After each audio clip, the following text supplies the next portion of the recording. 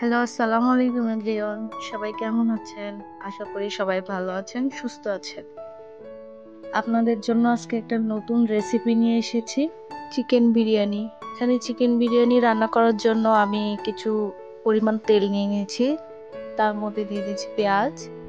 পেঁয়াজটাকে ভালো করে নেড়ে লালচে করে আমি ভেজে নিয়েছি। এর মধ্যে এবারে দিয়ে দিচ্ছি জিরা এবং আদা রসুন পেস্ট। দিয়ে দিচ্ছি মরিচের গুঁড়া। দিচ্ছি লবণ।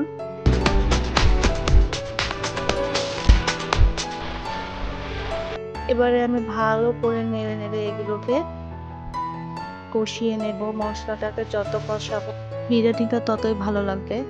এবার আমি এখানে দিচ্ছি একটু পানি দিয়ে আবারও এটাকে একটু কিছুক্ষণ কষিয়ে নেব।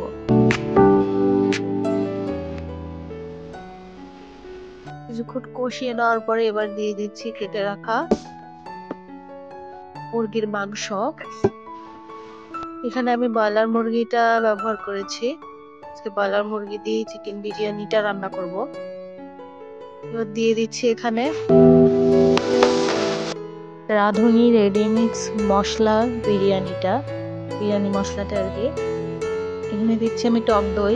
এবারে এগুলোকে ভালো করে মিশিয়ে দেবো মুরগির মাংসের সাথে। এবারে আমি ঢেকে দিয়েছি। কিছুক্ষণ পরে চলে এসেছে এটা।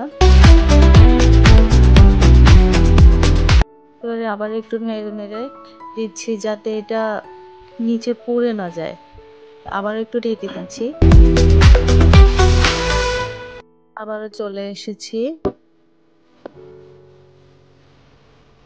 আবার একটু নেড়ে চেড়ে দিচ্ছি যাতে নিচে মশলাটা যেন পুড়ে না যায়। এখানে দিয়ে দিচ্ছি কিছুটা কাঁচা মরিচ। দেখুন আমার মুরগির মাংসটা একদম হয়ে এসেছে, তেল ছেড়ে দিয়েছি। এবারে আমি এখানে দিয়ে দিচ্ছি পোলা চালটা দিয়ে দিচ্ছি। এবার চালটাকে ভালো করে মশলার সাথে মুরগির মাংসের সাথে আর কি মিশিয়ে নিচ্ছি। এটাকে ভালো করে মিশিয়ে 5-6 মিনিট ভেজে নিতে হবে। চালটাকে যত বেশি ভাজবো তত বেশি ঝরঝরে হবে বিরিয়ানি।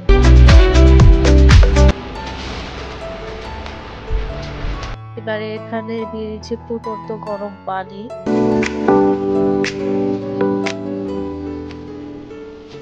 আমি এখানে প্রায় 500 গ্রামের মতো মুরগির মাংস নিয়ে নিয়েছি এবং 500 গ্রাম চাল নিয়ে নিয়েছি। এবারে আবারও এটাকে নেড়ে চেড়ে মিশিয়ে নিচ্ছি। এবারে এখানে দিয়ে দিচ্ছি 1 কাপ লিকুইড দুধ আর দিচ্ছি ঘি। ঘিটা দিলে বিরিয়ানির ফ্লেভারটা অনেক সুন্দর আসবে। এবার আমি এটা ভালো করে মিশিয়ে আবারও এবারে আমি 15 থেকে 20 মিনিটের জন্য দমে রেখে দেবো। যখন আমি চলে এসেছি আমার বিরিয়ানিটা একদম হয়ে গেছে।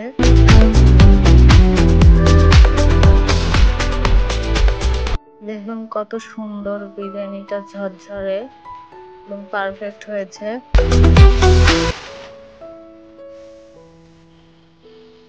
আপনারা চাইলে বাসায় এটা রান্না করতে পারেন। ঘরে থাকা কিছু উপকরণ দিয়ে এই বিরিয়ানিটা রান্না করা যায়। এবার আমি এটাকে পরিবেশন করব। চলুন।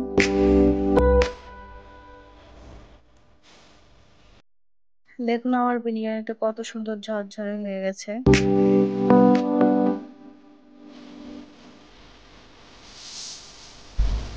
আপনাদের যদি আমার ভিডিওটি ভালো লেগে থাকে প্লিজ একটা লাইক এবং সাবস্ক্রাইব করে দেবেন।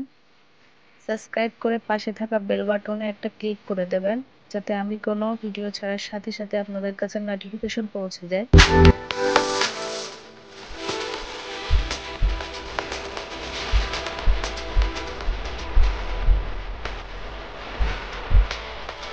আমি এটা একটু পরিবেশন করে নিচ্ছি, একটু সাজিয়ে নিচ্ছি।